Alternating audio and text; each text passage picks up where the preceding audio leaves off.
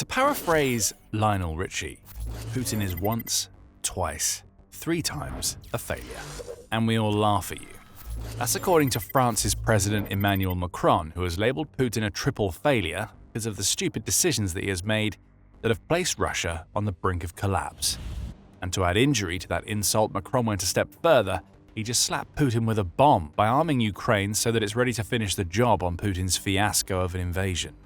Macron laid it all bare in an X post that marked the 4th anniversary of Putin's failed invasion, where he said, "This war is a triple failure for Russia, military, economic, and strategic." Macron isn't wrong, and as we move through the video, we're going to expose just how badly Russia has failed on all 3 of those fronts. But for now, let's start with the first failure, militarily. Macron sums up Russia's military situation in an incisive quote that cuts right through the heart of Putin's invasion of Ukraine. More than 1.2 million Russian soldiers have been wounded or killed, the highest number of Russian combat casualties since the Second World War, he declares on X, adding that Russia is now resorting to hiring people from the African continent, many of whom have no military training, just so he can maintain the illusion of Russia's manpower advantage in Ukraine. What we see here is desperation on Putin's part, and the hiring of African soldiers goes much deeper. As the Atlantic Council reported on February 19th, Russia has hired around 20,000 so-called soldiers from around the world since Putin launched his invasion. Many of these soldiers come from former Soviet republics and smaller nations in South Asia and the Middle East, but an increasing number are coming from the African continent as Putin attempts to trick African people into fighting for his ambitions under the guise of Russia helping their countries. Over 1,400 African nationals now serve in Russia's army, though around a fifth of those have already been reported dead. Those who take the Kremlin's bait end up serving with Russian soldiers who treat them no better than abused dogs. Russia's African soldiers, and this probably goes for all of the country's foreign recruits, are labelled as disposable, the Atlantic Council reports, showcasing how Russia is searching for cannon fodder wherever it can find it. The growing number of African recruits is naturally sparking alarm worldwide, but Putin may see all of this as a sign of Russia's military strength, an example of just how deep Russia's tendrils run into other nations. It isn't. Far from it. Russia is increasingly relying on soldiers from overseas because Putin has led a failing military campaign that has cost the lives of so many Russian soldiers that the Kremlin is now struggling to replace those that it's losing to the Ukraine meat grinder. Macron is bang on the money when he says that Putin's invasion has been a military failure, and we see that in the state of Russia's recruiting right now. For the first time since Putin launched his supposed special military operation, Russia is losing more soldiers than it's recruiting. RBC Ukraine reports that Western officials say that Russia has lost more soldiers in Ukraine than it's been able to recruit for the past 3 months leading up to February. When Russia's recruitment for those months stands at between 30,000 and 35,000 people, that gives you an indicator of just how extensive Russia's losses in Ukraine have been toward the end of 2025 and into 2026. Putin is now so desperate that he is edging closer to being forced into taking the unpopular step of mobilizing Russia for war, which would see him sacrifice political support for a pipe dream of taking Ukraine. But he's likely going to have to do it. As Army Inform reported on February 21st, Russia has increased the payments it's offering to volunteers who sign military contracts from 1.5 million rubles to 4.5 million rubles, which amounts to an increase from around $19,500 to over $58,000. Russia isn't doing this because it's rolling in money. Remember, the second failure that Macron notes is economic, which we'll get to in a moment. Russia is upping the payments out of desperation because not enough people are signing up for a war in which Putin's only strategy revolves around Russia having a manpower advantage. Add to all of this the equipment losses, which Ukraine's Ministry of Finance says amounts to over 11,700 tanks, nearly 800 aircraft and choppers, and more than 24,000 armored vehicles, among much, much more, and you can only reach one conclusion. Russia's military is weaker now than it was before Putin launched his war. The soldiers that Russia now has are little more than untrained cannon fodder, capable of doing little more than running in the direction that a commander points them before they get destroyed by Ukraine's defenses. Russia's military hardware, at least what's left of it, is often ancient. And according to Ukraine's Ministry of Finance, Russia has blown over $124.6 billion on military equipment that it's lost in Ukraine. Never mind all that it's spent on building new equipment that will soon be lost too. And that brings us nicely to the second of Putin's failures, economy. We will also continue to target Russia's war economy. We will stay the course on sanctions and press ahead with action against the shadow fleet, Macron declares in his X post. indicating that sanctions have played a huge role in Russia's existing and emerging economic woes.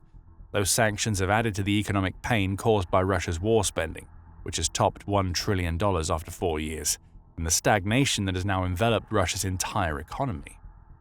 We'll get to that stagnation in a minute. First, Russia is being squeezed constantly on the sanctions front.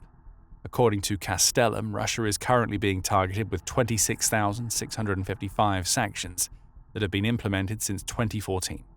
The US, the UK, Canada, Switzerland, France, Australia, and Japan all contribute to these sanctions, as does the European Union, or EU, of which France is a part. Of these 26,655 sanctions, 23,960 have been implemented since Putin launched his full-scale invasion of Ukraine in February 2022. Those sanctions, even when not enforced as well as they could be, were estimated to have cost Russia at least $450 billion between February 2022 and June 2025. It's likely the number has far exceeded $500 billion since, especially as more sanctions have been added since June.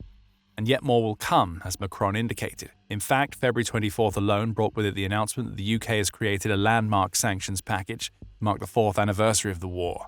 Almost 300 new sanctions have been announced by the country, including several that focus on Russia's oil exports and energy revenue, along with companies that supply military equipment for Putin's war. Combine these sanctions with Russia's massive war expenditure and a host of other measures, such as Ukraine's own flying sanctions that have devastated Russia's oil sector, and you get a recipe for a country that is in economic collapse, all due to Putin's failures. As The Guardian reported on February 6th, Russia's economy is officially stagnating. After a couple of years of growth that only existed because of the military-industrial complex that Putin created, Russia's gross domestic product, or GDP, growth has flatlined. That GDP growth was just 0.6% in 2025, and even the best estimates from the International Monetary Fund project that Russia's GDP growth in 2026 will only amount to 0.8%, and that seems to be the best-case scenario. It's not like Russia is in any sort of position to reverse this trend, at least not quickly. We've already mentioned the country experiencing more than 1.2 million casualties in Ukraine, along with the impact that has had on Russia militarily. But this massive loss of people comes at a time when Russia has plunged headfirst into a demographic crisis that has left it short of labor and increasingly vulnerable to trading migrant work, and thus Russia's entire identity for Putin's invasion in Ukraine. As Dr. Marek Dubrovsky of the Bruegel think tank tells The Guardian, Russia doesn't have the potential for rapid growth. The war-related business climate is, of course, part of the story. The major story here is the long-term demographics. It hasn't changed. Russia's rate of inflation has consistently been well above that experienced by the Eurozone, the UK, and the US since late 2023, having exceeded 10% for several months in 2025. Russia is trying to plug its financial gaps with short-term and damaging measures, such as increasing corporate tax from 20% to 25%, and raising value-added tax from 20% to 22%, which means Putin is passing on the cost of his failure to his own people as Russia generates less and less revenue under the weight of sanctions. And still, Putin pours billions into a war that's seen Russia make no strategic gains for years. That brings us to the third failure, which is Russia's strategic collapse. But before we get to that, and remember, we still have Macron's bomb-shaped slap to Putin's face to get to, you are watching The Military Show. There's a lot more where this comes from, so make sure you subscribe if you're getting value from our analysis. Now, on the strategic side of things, we could talk at length about how Russia hasn't made any notable gains in Ukraine, and certainly none that could be considered war-shifting for over 3 years. That is Putin's failure, perhaps a bonus fourth failure, if you like, on its own. However, Macron's indictment of Putin's third failure is more about how Russia's position of geopolitical power has collapsed in the wake of the Ukraine invasion. We'll allow Macron to explain. It has strengthened NATO, the very expansion Russia sought to prevent, galvanized Europeans it hoped to weaken, and laid bare the fragility of an imperialism from another age, Macron said in his ex-post before adding, because Ukraine is the first line of defense of our continent, France and Europe stand resolutely by its side. It's the strengthening of NATO that is the big failure for Putin on the strategic side. It's also the one failure of Macron's trio that will stick in Putin's craw more than any other.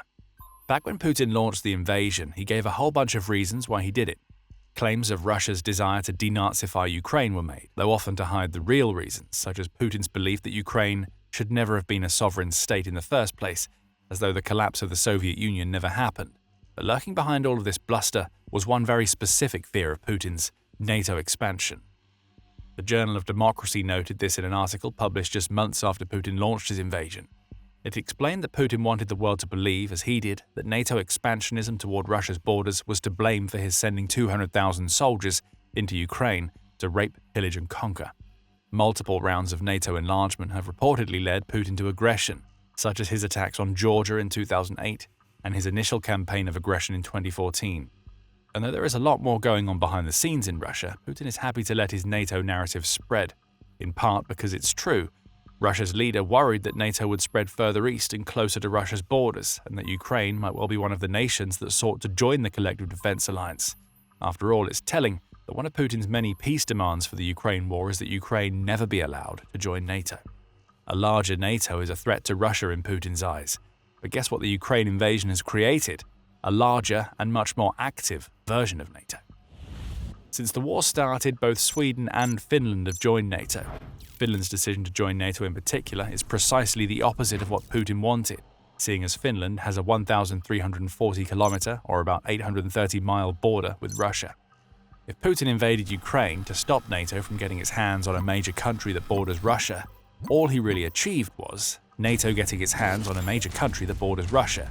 In other words, NATO is now on Russia's western flank, which means one of Putin's major strategic goals for the so-called special military operation has failed.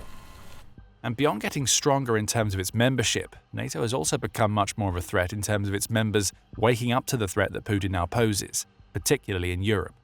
Nobody in NATO thinks that Putin is going to stop at Ukraine, assuming Russia manages to win. Macron hinted at this by calling Ukraine the first line of defense for all of Europe. Due to this fear of Putin pushing further, NATO's members are now spending more on their militaries than ever before. Just a couple of years ago, many of NATO's European members spent less than 2% of their GDPs on defense. Now, most meet or exceed that NATO guideline, and worse yet for Putin, the guideline has changed.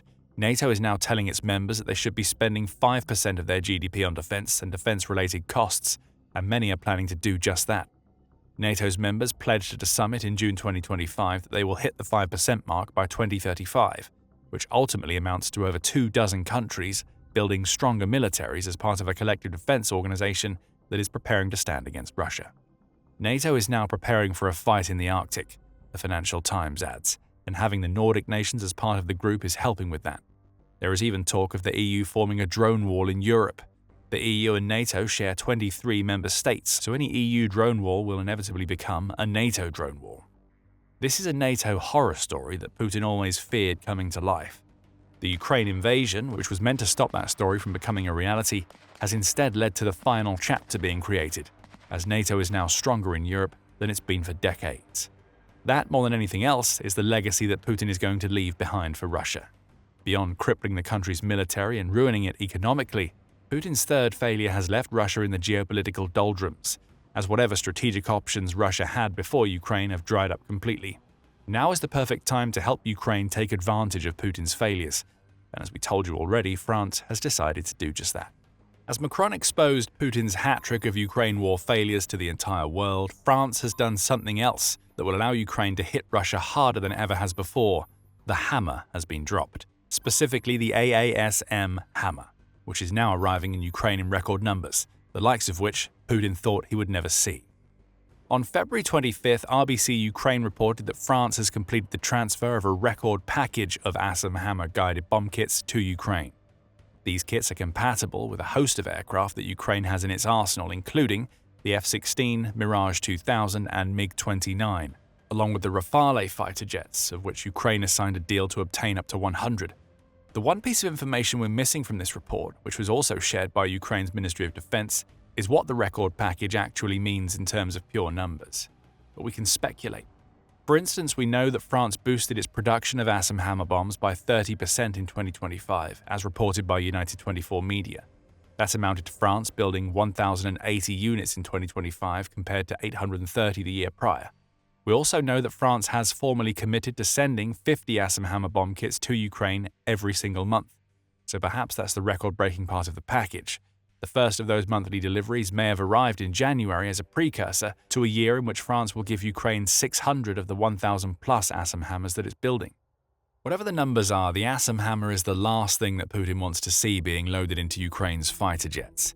These special bomb kits allow Ukraine to convert dumb bombs weighing 250, 500, or 1,000 kilograms, or 551, 1,102, or 2,204 pounds, into precision bombs that can be launched from about 70 kilometers, or 43.4 miles away from a target. In other words, the Atom Hammer gives Ukraine the ability to hit Russia hard using bombs that it launches from well behind the combat lines, meaning that France has just delivered a weapon that Ukraine can use to ruin the Russian rear with impunity. France's Atom Hammers will also add to a growing arsenal of guided bombs that Ukraine has been developing domestically. Back in June 2025, United 24 media reported that Ukraine had unveiled its own glide bomb system, which it says is similar to the Universal Planning and Correction Module kit that Russia has been using to create thousands of glide bombs that it uses to pelt Ukraine's cities and infrastructure. The system, nicknamed the Ukrainian KAB, has a range of 60 kilometers or 37.2 miles, and there are plans to boost that range to 80 kilometers or 49.7 miles. Throw the Atom Hammer into the mix and you get a version of Ukraine that can hit deeper and harder into the occupied territories. On the battlefield, this amounts to the destruction of key military nodes such as command posts, drone headquarters, and troop gatherings that Russia relies on to coordinate and execute its infantry assaults. And a lack of coordination inevitably leads to more Russian soldiers dying against Ukraine's drone-heavy defense, to add to those that will be taken out by the French bombs and their Ukrainian equivalents. Way to kick Putin when he's down, Macron. Already reeling from being called a triple failure, which he can't even deny, Putin now has to watch as France delivers record numbers of a terrifying weapon to the very country that Putin has so badly failed to topple. Long story short, Ukraine is getting stronger as Russia gets weaker. And for each day that the Ukraine war continues, Putin's military, economic, and strategic failures are only going to get worse. Russia is ruined. It's all Putin's fault. And by now, Putin must be getting sick of the sight of Emmanuel Macron. After all, it was only a couple of weeks before Macron's X-post and the record delivery of Atom Hammer bombs that France did something legitimately insane for Ukraine. If you want to find out what it was, strap in and watch our video, which covers everything. And if you enjoyed this video, make sure you subscribe to The Military Show so you can catch the latest updates on what Europe is doing to help Ukraine beat Russia. And thank you for watching.